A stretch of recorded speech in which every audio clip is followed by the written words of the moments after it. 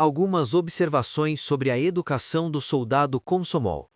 Desejo dizer, camaradas, algumas palavras sobre a educação da juventude no Exército. Está claro para todos que a principal tarefa do Komsomol em todas as partes, inclusive no Exército, é a educação da juventude. E a educação dos homens, particularmente a dos militares, é um trabalho complexo e delicado. Neste trabalho, não se pode confiar em certas formas de organização de uso permanente ou inventar formas novas de trabalho válidas para todos os casos que se apresentem na vida, pensando que com elas a educação marchará por si mesma. Com uma fórmula preparada de antemão, mesmo que seja perfeita, não se pode resolver todos os problemas da educação. Tomemos, por exemplo, a influência que, dia a dia, o oficial Komsomol exerce sobre a massa de soldados komsomóis. Pode-se, nesta situação, inventar algo obrigatório e legitimado pelo Comitê Central do Komsomol? Creio que não. As próprias condições de existência, as relações que se vão estabelecendo na unidade e que se cristalizam em determinadas formas, arraigam-se na vida e servem à causa da educação. Nossos soldados komsomóis são pessoas instruídas que terminaram pelo menos o 7º ano da escola intermediária, mas trata-se de gente jovem e impulsiva. O oficial deve acostumá-los à disciplina. Ao mesmo tempo, deve-se distinguir entre as relações no serviço e fora dele. Durante o combate, quando o soldado está em seu posto, deve-se exigir dele que cumpra as ordens sem a menor discussão. A discussão durante o combate é fatal, pois o inimigo não espera que a gente acabe a discussão. Mas, ao contrário, depois do combate, numa reunião do Komsomol, por exemplo, os soldados podem abertamente analisar seus próprios defeitos e os de seus camaradas. O prestígio do oficial Komsomol não é determinado unicamente pela sua graduação. Aqui, seu prestígio é de outra natureza. É preciso que o oficial Komsomol seja estimado não só por sua qualidade de tenente ou de capitão, mas por seu conhecimento da arte militar e por sua qualidade de pessoa sensata e de dirigente político. Em outros termos, o oficial Komsomol deve ganhar prestígio, sobretudo, com seus conhecimentos e sua experiência. A própria conduta do oficial Komsomol constitui um exemplo educador, pois o que mais contribui para a completa educação do jovem soldado são as relações que se estabelecem entre os homens, e no caso presente, na vida de campanha, são principalmente as relações estabelecidas entre a oficialidade e os soldados. Em nosso exército, não existe essa situação em que só o oficial manda e o soldado apenas obedece. Quando o comandante do pelotão ou da seção é posto fora de combate, são simples soldados que assumem o comando, assim manifestando sua própria iniciativa. Casos assim no exército alemão podem ser contados nos dedos, mas em nosso exército são muito numerosos. Em nosso exército, os oficiais e soldados se identificam por seu espírito, por sua educação e por sua origem. Nosso soldado Komsomol, que terminou a escola intermediária, e o jovem oficial Komsomol não só são afins pelo seu espírito, não só pensam da mesma maneira, mas também são afins pelo seu desenvolvimento intelectual. Nós exigimos uma disciplina rigorosa, e é natural, porque um exército só pode merecer esse nome se for disciplinado e mantiver coesas suas fileiras. Por isso, deve-se frisar sempre a questão da disciplina. E, ao mesmo tempo, os oficiais encarregados do trabalho político, sobretudo em campanha, prestam muita atenção à educação dos soldados, pois sem isto não será possível a disciplina consciente, traço característico de nosso exército. Eles ensinam aos soldados a serem valentes e honrados, a não enganar os camaradas, pois se devemos, sendo mesmo um dever, enganar o inimigo, tal é inadmissível em se tratando de companheiros de armas. É neste ponto que tem grande importância o prestígio pessoal do oficial, que sempre deve ser mantido a uma grande altura.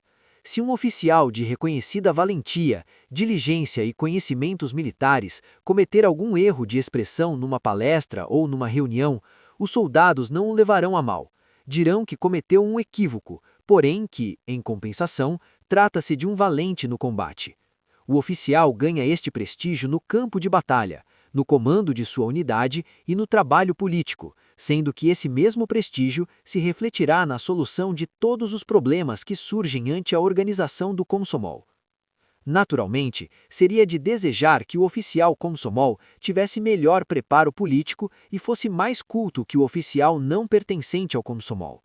Embora tenham os mesmos conhecimentos militares, deve-se procurar sempre que o oficial Komsomol tenha um nível cultural mais elevado. Isto, nada mais do que isto, pode assegurar-lhe uma influência maior entre os soldados. Para acumular conhecimentos, é preciso estudar constantemente. Podereis me dizer que já estáis combatendo 3 anos sem descanso, e que, nesta situação, é muito difícil estudar e aperfeiçoar qualquer espécie de conhecimento, e em particular os teóricos. Tudo isto é verdade, naturalmente.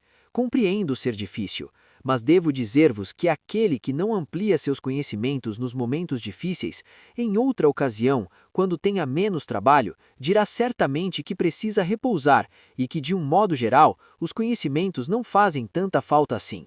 Risos.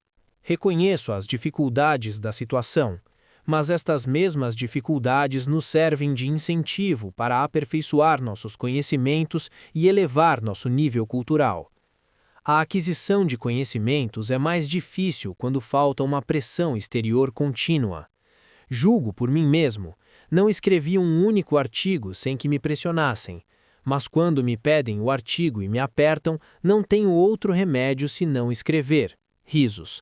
A pressão exterior contribui para que o homem não estaque, para que não se detenha num ponto morto. Breve completarei 70 anos, e apesar disso, não tenho outra saída senão estudar diariamente e estar em dia com a produção literária.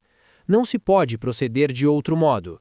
Eis porque tenho mais experiência que vós e sou mais hábil em política, o que me permite sair de apuros com mais facilidade. Sois mais jovens, encontrais maiores dificuldades, e somente os conhecimentos vos podem ajudar. Deveis estudar sem cessar. A própria vida o exige imperiosamente. É claro que cada oficial e cada soldado se preocupam antes e, acima de tudo, com a honra de sua unidade. Temos magníficas unidades militares, cujo nível geral é muito alto. Perguntais como se pode aproveitar sua experiência em outras unidades para torná-las tão boas como aquelas. Responderei com um exemplo.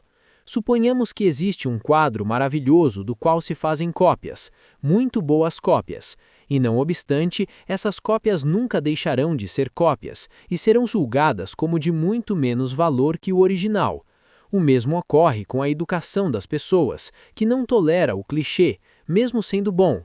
Naturalmente, é preciso aproveitar a experiência dos demais, mas não se pode transplantar uma experiência alheia sem levar em conta as peculiaridades da situação, as pessoas e os objetivos. Toda experiência deve ser vivida, deve ser conquistada na luta, para que se torne carne e sangue do que passa por ela. Imaginemos uma unidade que participou de operações de desembarque e passou por uma boa escola combativa. É claro que os marinheiros, infantes e artilheiros dessa unidade estão muito ligados. Sua amizade, forjada na luta, tornou-se muito íntima. Qual é a origem de tudo isso? Quando iam para o combate, os marinheiros sabiam que todo o exército tinha os olhos postos neles. Sabiam que muitas coisas dependiam deles. O perigo os espreitava a cada passo. Em cada um deles ardia o desejo de cumprir a ordem, de fazer o que lhes haviam determinado, e ao mesmo tempo de salvar-se e a seus camaradas. Obtinham êxito à custa de enormes esforços. É claro que em semelhante situação, o combatente amadurece com muito maior rapidez que, por exemplo, nas unidades que ocupam setores mais tranquilos da frente.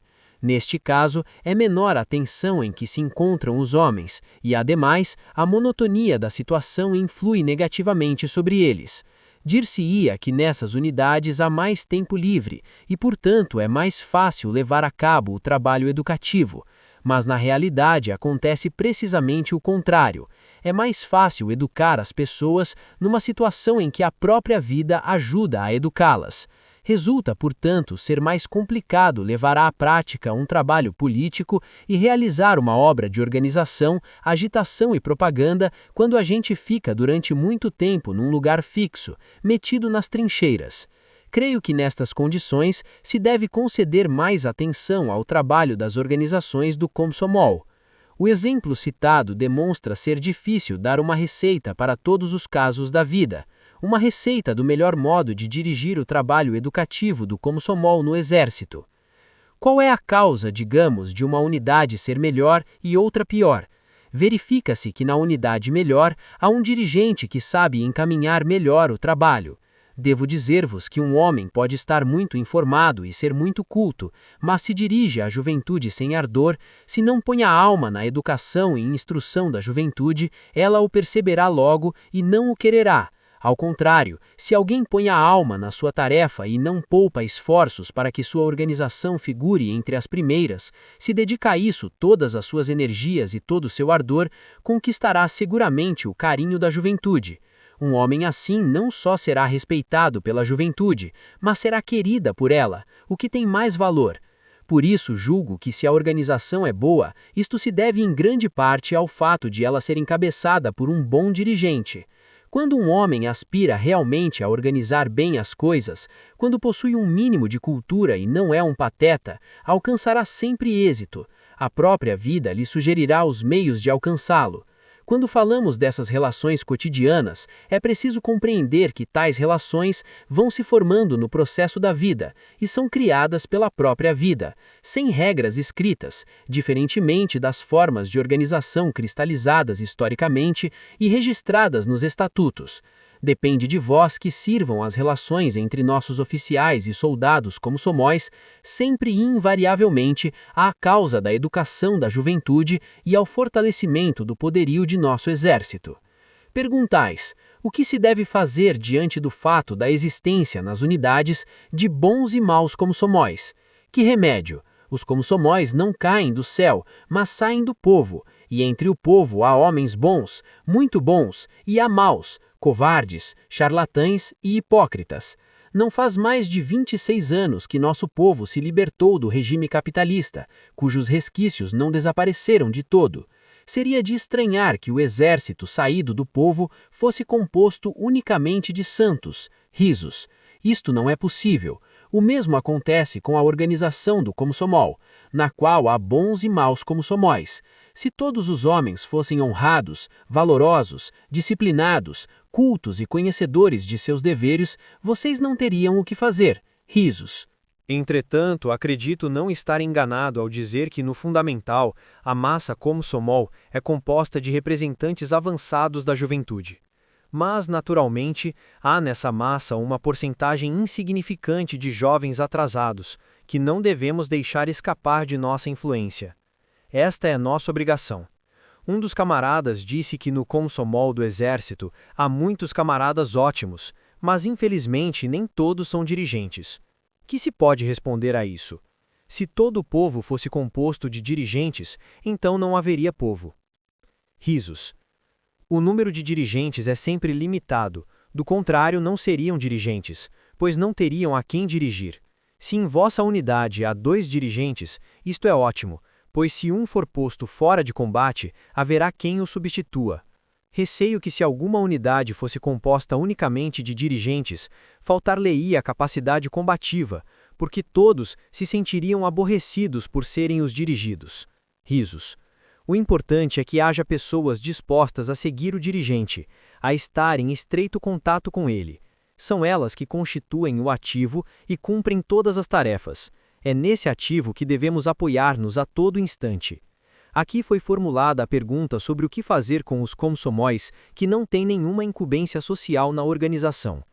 Não se pode abordar a questão de modo formalista. Se um membro do Komsomol não está incumbido de nenhum trabalho social na organização, mas tem outras obrigações importantes e necessárias, as cumpre bem e ajuda a conquistar a vitória, pode-se considerar que cumpre com honra suas obrigações de membro do Komsomol. E estará muito acertada a organização se considerar que seu fundamental trabalho militar é de suficiente importância, que absorve todo o seu tempo e não lhe der uma ocupação adicional. Suponhamos que certo oficial, membro do Komsomol, realize importante trabalho no Estado-Maior. Pode-se considerar que ele realiza uma tarefa de Komsomol ou não? Se ele ocupa um posto de responsabilidade no Estado-Maior, dedicando todo o seu tempo a essa missão militar, é justo censurá-lo por não ter nenhuma tarefa social do Komsomol? Entre nós costuma acontecer que a organização do Komsomol, apesar de ver que um homem está sobrecarregado de trabalho, apesar disso, trata de inventar um trabalhinho para ele. Não é justo. Vós, organizadores e dirigentes da atividade política dos Komsomóis, deveis saber como trabalha cada um deles. E se vedes que algum está sobrecarregado de trabalho, embora este não seja considerado como uma missão fundamental do Komsomol, no sentido amplo da palavra, não deveis acreditar que ele evita o cumprimento de suas obrigações de membro do Komsomol. Há uma diferença essencial entre o homem sobrecarregado de trabalho e o homem que foge ao trabalho. Para nós, o trabalho do Komsomol jamais constituiu um objetivo em si. A juventude ingressa no Komsomol com o fim de ajudar o partido em sua luta pelo bem-estar e a felicidade do povo trabalhador. O valor de um Komsomol não está em que ele faça brilhantes intervenções nas reuniões, em que seja um ativista da organização ou nela desempenhe algumas funções especiais. Seu valor é determinado, antes de tudo, pela forma pela qual realiza o trabalho fundamental, estatal, militar ou administrativo que lhe tenha sido atribuído. Do mesmo modo, os êxitos do Komsomol no seu conjunto são devidos ao trabalho socialmente útil de todos os rapazes e moças komsomóis. Acaso não se sentem cheios de legítimo orgulho porque saíram tantos heróis e tantos condecorados do seio do Komsomol? Mas acontece precisamente que eles ganharam as condecorações mais pela sua atividade combativa do que pelo seu trabalho de Komsomol. Nas diferentes etapas de nossa história, o partido visou objetivos concretos. Antes, o partido reunia em seu redor as forças do povo para derrubar o czarismo, organizar a sociedade socialista e consolidar o regime soviético. Hoje, todas as forças do partido estão empenhadas na defesa do país soviético. De jeito nenhum o partido traça a tarefa de converter todos os seus membros em homens lavadinhos, branquinhos e limpinhos. O partido está dedicado à tarefa histórica de defender o Estado soviético, sua independência e seu futuro. Luta para que o mundo inteiro respeite a União Soviética como uma força poderosa. Esta é a tarefa de hoje. Subentende-se que nesta gigante luta, os homens se transformam e se definem seus conceitos ideológicos e seus caráteres. Com isso, formamos uma geração de homens novos, que põem, acima de tudo, o bem-estar da sociedade, a luta pelos ideais da nova sociedade e da humanidade inteira. É para estes objetivos que vive o partido, e de modo algum para ser simplesmente um partido como tal. Cabe dizer exatamente o mesmo do Komsomol. O valor de cada Komsomol deve ser interpretado não só do ponto de vista de como cumpre suas obrigações de membro do Komsomol, mas também da sua utilidade para a obra comum. E uma vez que luta e defende o Estado soviético, já que o protege com todas as suas forças, com unhas e dentes e com seu próprio sangue, contra os atentados dos inimigos, pode-se caso deixar de ser considerado como trabalho de Komsomol o cumprimento de seu dever militar, que tem por fim defender o Estado soviético? É claro que seu trabalho militar é um trabalho de Komsomol, é a tarefa principal e fundamental na qual põe em relevo seu patriotismo, sua capacidade e seu heroísmo. Hoje, algumas de nossas unidades combatem fora das fronteiras da União Soviética, em terras estranhas, na Romênia. Ali nos encontramos com um outro mundo. As relações do Exército Vermelho com a população local são como devem ser, mas não devemos nos intrometer na vida dos romenos. É preciso demonstrar-lhes até que ponto foram enganados. Neste aspecto, nossa oficialidade e os soldados se mostram à altura das circunstâncias. Os romenos vão se convencendo de que chegou a seu país um exército culto, de um povo culto. Devemos proteger-nos unicamente contra a espionagem e atos de sabotagem. É preciso adotar medidas preventivas de caráter puramente militar. Para terminar, quero desejar-lhes de todo o coração muito êxito em seu trabalho. Pelo visto, grandes combates serão travados neste verão. Sua tarefa primordial é preparar os homens para estes combates, prepará-los técnica, política e psicologicamente. Deveis subordinar todo o seu trabalho ao cumprimento desta tarefa. Desejo-lhes muito êxito. A trovadores aplausos, exclamações. Viva Mikhail Ivanilitch Kalinin! Urrá!